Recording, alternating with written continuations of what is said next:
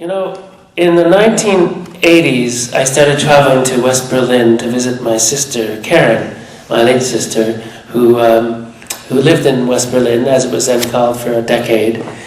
And so I visited her 3 times. And she was this young, black Toronto woman trying to find her African roots by connecting with the Afro-German community in West Berlin. And most of the black folks that she got to know and meet, including the guy she fell in love with and married, were Sudanese refugees who had managed to get out of Sudan during a time of great civil strife and had come to East Germany. And the East Germans had this kind of weird relation with Sudanese and other East African refugees. They'd let them through the Berlin Wall. They'd let them go through. And obviously any people, communists or others, living in the Soviet bloc couldn't pass through the Berlin Wall. That's why they had the wall up to shoot them if they tried. But they'd let any Africans through the wall, thank you very much, just to get them out of East Germany and let them into West Germany. So they entered West Germany freely, legally. But once they got there, they sort of entered into this legal limbo where they couldn't really work, they couldn't get passports, they couldn't open bank accounts, they couldn't operate as normal, registered, legal citizens. So I got to meet and started to get to know all these Sudanese refugees who were sort of pooling by the hundreds in West Berlin in the 1980s. And the guy that my sister fell in love with had been a political cartoonist for a newspaper in Sudan, and when there was a coup, he had to flee. He was on the wrong side of a coup. So he didn't have any means of surviving legally in West Berlin, so the only thing he could do was apply his one skill. So he's one of those guys you see in the streets of Madrid or Paris or Berlin drawing your caricature for 15 Deutschmark. So he would stand there and try to get somebody to pay, and he'd sketch your caricature in a few deft strokes in 15 seconds, and that was his pocket cash. So that's what Seth did, and I sort of became fascinated with the chutzpah and the energy and the creativity that all these Sudanese refugees had to employ to get by. If somebody's mother died and they were desperate to try to get home for the funeral, all of these refugees would each kick in 10 Deutschmark, and the next thing you know, the person would have enough money to fly home to attend a funeral or something. It was really fascinating to see how people kind of organized themselves in this legal limbo where they didn't have the right to pursue their lives, the way most of us can sort of take for granted that at least we can work legally and open a bank account and have a driver's license and just get our lives going. And ever since then, I've been thinking about the plight of stateless people. And it seems to me that any novel that I write ends up having gestated for 15 years until I finally got ready to write it. So this one was in a long gestation, and finally I started working on it about 5 years ago. I know that the Syrian refugee crisis is on everybody's lips and on the front pages of all of the world's newspapers now, as it should be, but this crisis has been building for 4 years or more, and of course refugees have been on the move in great number, throughout all of time, but especially, since the Second World War, and I've become quite interested in their situation, and as I'm sure you know, certainly where I live, in Hamilton, near Toronto, if you visit 10 or 15 public schools in Hamilton or Toronto, you are sure to encounter children whose parents are stateless and whose parents aren't registered legally there, and who are trying to scrape by without having the privilege and the right, really the human right, to be registered legally in Canada and to get their lives going. So many people among us are undocumented. Look at the troubles that President Obama has had passing legislation through Congress that will legalize so-called undocumented refugees in the United States. It's a huge issue. Millions of people in Western nations are undocumented and can't fully contribute to their economies and societies, nor can we benefit fully from all they have to give because we've driven them into this state of limbo. So that sort of led to the genesis, really of this novel. And Keita Ali, the protagonist, is a 24-year-old young man from a country I've invented in the Indian Ocean called Zantoroland. It's a tiny island, mountainous, one of the very poorest countries in the world, a little bit like Haiti, although I've situated it in the Indian Ocean. And its one sort of distinguishing feature Well, it has two. It produces the best madeleines in the world. Anybody who likes the French madeleine would love to go to Xantoroland because they make the best ones in the world. But they also produce the fastest marathoners in the world. And so that's its sort of distinguishing trait. Great marathoners, but a very poor country. And it's erupting in violence. There's political violence, and there's rising ethnic genocide that's unrecognized by the world at large. So Keita Ali has to flee Xantoroland at the age of 24 to save his own life. And he goes to the nearest rich nation, which is another nation I've invented in the Indian Ocean between Madagascar and Australia. It's a huge island, maybe half the size of Australia, called Freedom State. It's an island that is populated mostly by people of European descent. It's the third richest nation in the world, so it's a very powerful, developed economy. It's 3 hours by airplane north of Xantoroland, or about 3 or 4 weeks by rickety boat, for all the thousands of refugees who are trying to leave Xantoroland and get to Freedom State. And Freedom State has elected a government bent on deporting every refugee it can find. I sort of imagined a country with immigration and refugee policies gone wild, gone amok, entered into a phase of such hatred that it's almost hard to imagine, although sadly enough, we're really not that far from it in many of our politicians around the world. And anybody who's following, say, North American or European politics closely will see that there are parties on the far right who are gaining great credibility among popular voters who are advocating for really serious crackdowns on refugees and immigrants. And the last time I was in France on book tour, the Front National, which is a party just like the kind of party I'm describing that governs this country of Freedom State, the Front National in France won 17% of the popular vote in the last national election in France, and this is a party, devoted to cracking down severely on refugees and immigrants. So that's the politics of the country into which Keita Ali flees. He comes to hide in a country where he's not wanted, where the government's bent on deporting people just like him. So I think I'm going to read you a little bit from this, and this is the first time I've read from this novel, as it just came out a few days ago. Go home. The words came from the runner on Keita's left, white, and surely from Freedom State, limp brown hair flopping as he ran, arms too high, choppy gait. Running was the smoothest dance in the world. Keita had been trained to picture his own legs like wheels. He learned to strike with his feet soundlessly, transferring weight through the balls of his feet, roll off the toes and spend more time flying than earthbound. Anybody could run, but few with grace. This competitor ran as if his tires weren't inflated. Keita didn't say a word, didn't acknowledge that he spoke or understood English. He just kept running. The runner on the shoulder said it again, "Go fucking home." A rude man. He deserved to suffer. Keita bumped up the pace. Sooner or later, the obnoxious fellow would start to hurt. The name of the game was to inflict more pain than he felt. So Keita, a stranger in a strange land, whose only transgression was to exist in a place where his presence was illegal, would use speed to break this man. Keita had studied a map of the Buttersby Marathon. It was an out-and-back route, 21 kilometers east along the Chelting Escarpment, a 180-degree turn, and then 21.1 kilometers right back to the finish line. A few kilometers after the halfway turn, they would climb back up the marathon's one and only hill. It would curve, steepen, and keep rising for 2 kilometers. Challenging for sure.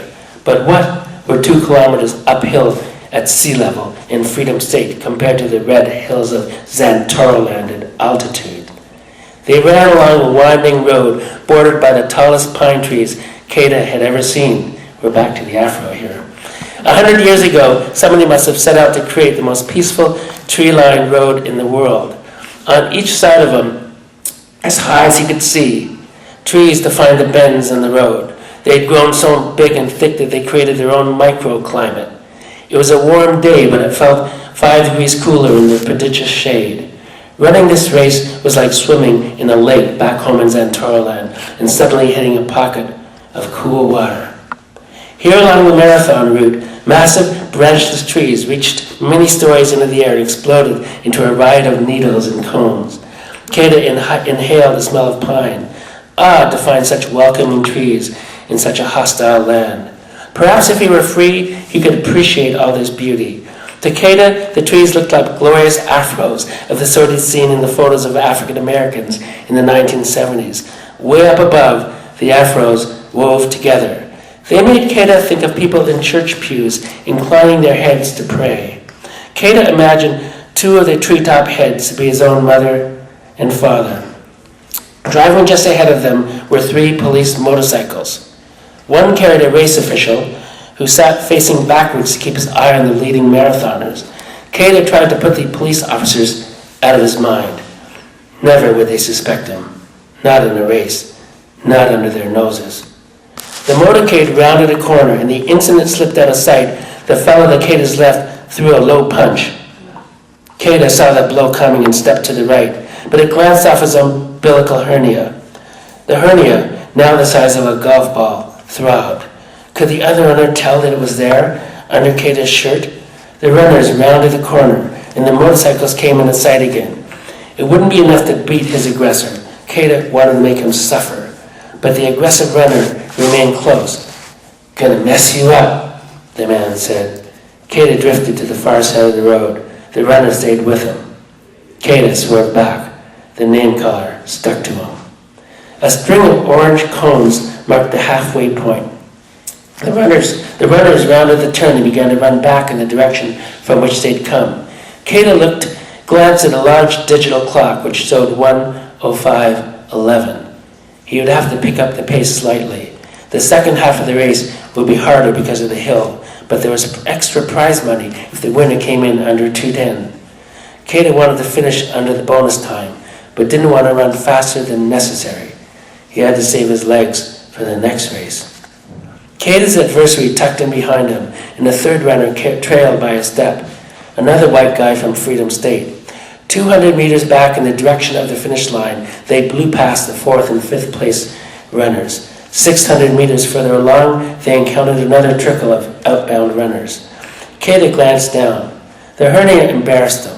When the television news in Freedom State wanted to show hungry kids in Zantoroland, they zoomed in on a child with a hernia, a swollen belly, and meager hair faintly reddish with malnutrition. Perhaps it was to blame for Keda's recent bouts of thirst.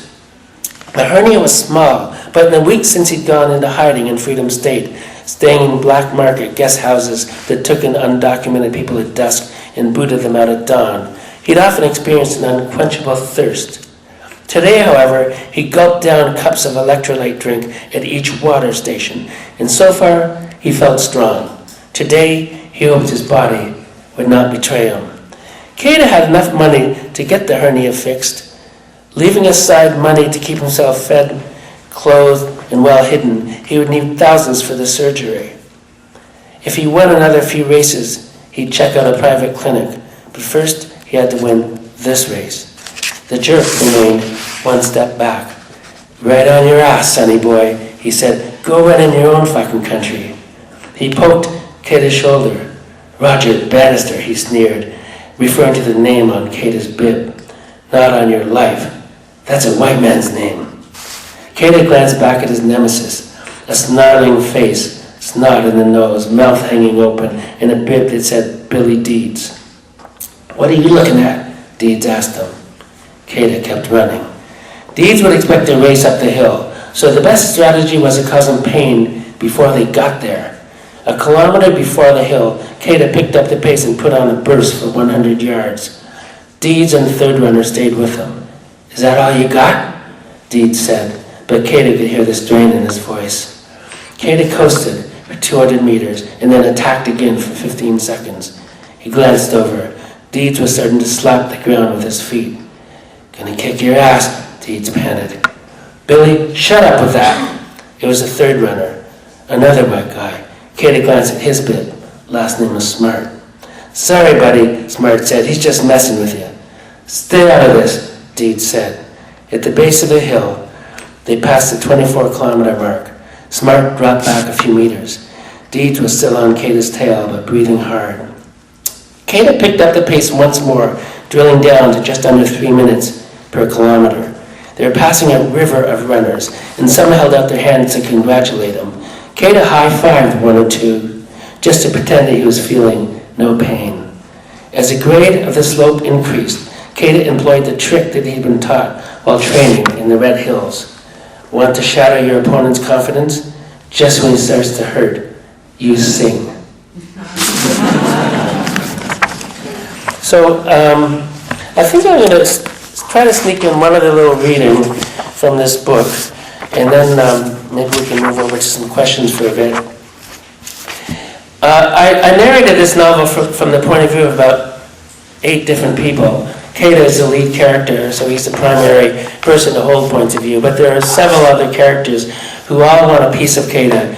Some of them want to arrest him and deport him, others want to catch him in his native country before he flees, others want to sleep with him, some want to write newspaper stories about him. He's got all sorts of people who want a piece of him, and so each of these characters takes turns telling this story from their vantage point about what they want from and how they'd like to use or get Kata. But one of the characters that he becomes quite close to is an old woman, about my mother's age, 87, who lives alone, a white woman, relatively affluent widow, and she's in a lot of trouble in this novel, and they're both in trouble, Kata and this woman, and their friendship kind of cements around their mutual troubles. And so her name is Ivernia Beach, and I have to say with a smidgen of pleasure that this is the first time I've created a character who vaguely resembles my own mother. And she approved. Her name is Ivernia Beach, and here we go. Ivernia drew a long breath. Some 20 years ago, when she was in her 60s and still had relatively nimble fingers, she'd taken up the classical guitar. If you played an instrument, something new, something you'd never touched before, it was said to prevent your brain from rotting. The guitar instructor introduced her to the music of Fernando Sor and encouraged Ivernia to breathe while she played. She told him that she had come to study music, not yoga. She had to abandon the instrument after it gave her a tennis elbow. And now, as she ran once more through the events leading up to the accident, she exhaled slowly, just as a guitar teacher had told her, and replayed in her mind the single moment of kindness and light in an otherwise all-around shitty day. Ivernia had been driving south on Aberdeen Road. She'd already passed Main Street and Queen Street. She was now entering the thick of the village, the attractive section of Clarkson lined with cafes, shops, beauty salons, and bookstores. 5 blocks ahead were the Parliament buildings on the left and the Freedom Building with offices for federal politicians on the right. Beyond them was a giant Ruddings Park, and beyond that the railway tracks, the formal end of the city, and after 5 kilometers of no man's land, the sudden mushrooming of Afric Town. But Ivernia wasn't going anywhere near that far. The Lox and Bagel was located right here in the heart of the village, and all Ivernia had to do was find a parking spot. She was driving her late husband's 1999 Oldsmobile Intrigue. It was 19 years old and not a speck of rust, oversized like a car fueled with steroids, but it worked like a charm. Southbound traffic kept Ivernia to 20 kilometers an hour. It was a warm spring day. She had the windows down. Above the sound of traffic, she heard a man singing. Good voice. He had a lilting foreign accent, and he was singing a country song. She glanced to her left. Nothing. To her right. There he was. A young black man was running as fast as her car. What a joy it must be, Ivernia thought, to move one's body with that ease and speed. Like Ivernia, he was heading south on Aberdeen. She wondered why he was in the road, but then she noticed that the pedestrians clogged the sidewalk. He was in his mid-20s, as thin as a pencil. Strapped to his waistband was an iPod, and from it white wires ran up to the buds in his ears. Clearly he had no idea how loudly he was singing a country hit that had become as familiar as the national anthem. I've been running for you, baby, running all the time, but you're running for another heart, and the heart you want ain't mine. Ivernia had turned off the radio 20 times in the last year just to avoid hearing another note from that song. But it sounded funny and somehow touching coming from this strange runner. Traffic slowed. He ran by her door. His head was bobbing to the music, and his eyes were wide open. He caught her looking at him and smiled. She smiled too. And then she pulled ahead of him as the lane before her opened up. It was odd that a man moving that fast could sing as he ran. She left him behind as she accelerated. Traffic moved quickly, and Ivernia caught 2 green lights in a row. There, up ahead, 1 block, was the Lox and Bagel. Parking on Aberdeen was murder. But just ahead of her, directly in front of the Lox and Bagel, a car pulled out. Ivernia slowed down, a space big enough for her Oldsmobile. No fire hydrant. No reason she couldn't park there. She detested parallel parking, but there was no option. She pulled beside a Jaguar, put the Olds into reverse, and checked the rearview mirror. Lots of pedestrian traffic on the sidewalk, but there was nothing between her and the BMW parked behind her. She backed halfway in, turned the wheel clockwise to ease into the spot, and then counterclockwise to straighten it out. She stopped midway to make sure she was fine. The Olds was such a big car. Everything looked okay. And then it happened. She was about to press down on the accelerator ever so gently to continue reversing when a baby cried. Loudly. She meant to jam her foot on the brake, but instead she mashed it down on the accelerator. The Old shot back like a spooked horse. In the next instant, Ivernia felt metal crumple and heard glass shatter. A woman began screaming. Ivernia couldn't see the woman or the baby. Had she hit them? She flipped the gear into drive, pushed down the accelerator pedal again, and charged forward, catching and demolishing the back left end of the Jaguar. She put her car in park and turned off the ignition and opened the door to more screaming. Ivernia got out of the car. A woman on the sidewalk stood next to a stroller. The baby was in her arms.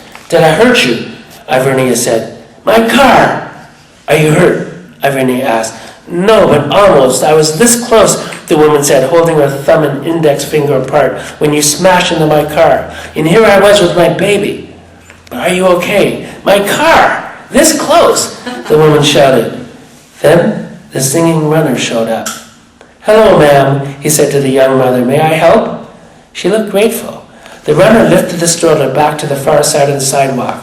The woman had dropped a bag of groceries.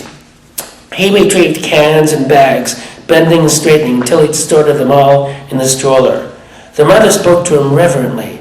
It was hard to believe that such kindness could come from a mouth that moments ago had been so harsh. "That's so sweet of you," she said to him. "No worries." The runner then saw Ivernia, looked straight at her. "Ma'am, are you all right?" "Yes, quite." But she wasn't all right. Not at all, and he could see it in her eyes. "Why don't you sit down?" he said. There was a bench at the edge of the sidewalk, in front of the Lox and Bagel. He led her to it, resting his fingertips on her shoulder. She tried to remember the last time anybody had touched any part of her in a kind, solicitous way. "Everything's going to be okay. Nobody's hurt, right?" he said. She nodded. He straightened, went to her car door, pulled out her cursed car keys, and returned with them. "Sit here. You'll need your things." "Are you okay, ma'am?" "Breathe a little." Ivernia stared at him with glassy eyes. The earbuds were strung over his shoulders. From them, she detected the tinny sound of country music. "I heard you singing back there," she said. He smiled. "I sing when I train," he said. Train, she thought. What an interesting verb. It must have been inspired by the noun, to train, meaning to put oneself in motion, just like a train. She heard a siren.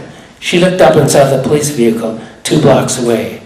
He said, "God bless, must run, take care. Don't worry, everything will be okay." Once more he touched her shoulder. Ivernia felt the calm spread through her body. Nobody was hurt. What was the worst that could happen? "Wait," she said. "What's your name?" He hesitated, smiled once more, and said, "Roger Bannister." "Goodbye and good luck." He set out running again, southbound on Aberdeen Road in the direction of Ruddings Park. Roger Bannister, she mumbled to herself. She knew that name. The British runner, the first one to break the 4-minute mile. He did it on May 6, 1954, 64 years ago. She remembered. She was 21 years old, and it was the day that she and Ernie married. She wished that she'd had time to tell that to the runner. A hand was on her shoulder, a firm hand. Ma'am, were you involved in that accident? Are you the owner of that Oldsmobile? She looked into the eyes of a square-jawed police officer whose expression seemed to say, "You've gone and ruined my perfectly good day."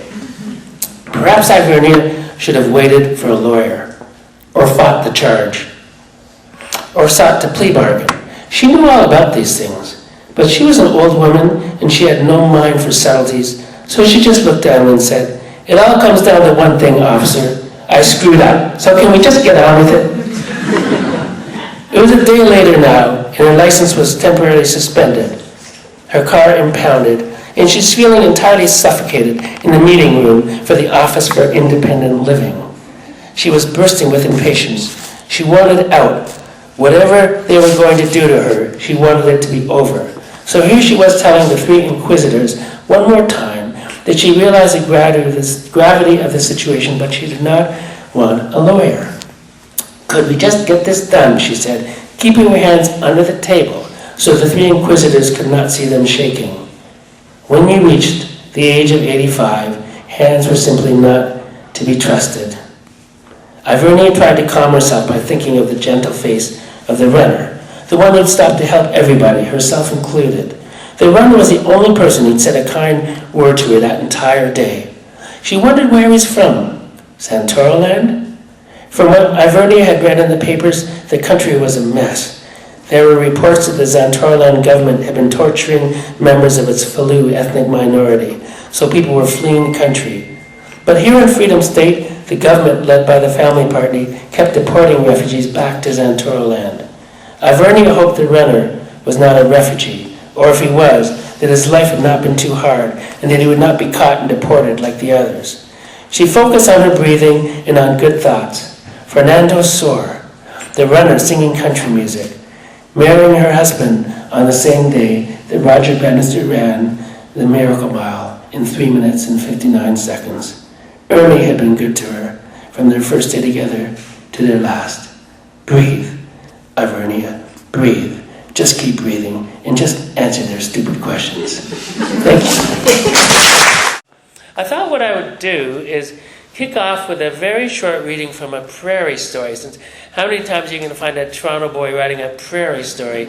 But I worked when I was 20 years old in the 1970s, and any job she wants because she's black and she's a woman, so she can get any job she wants, which is just totally trivializes and ridicules the challenges that people with minority statuses have.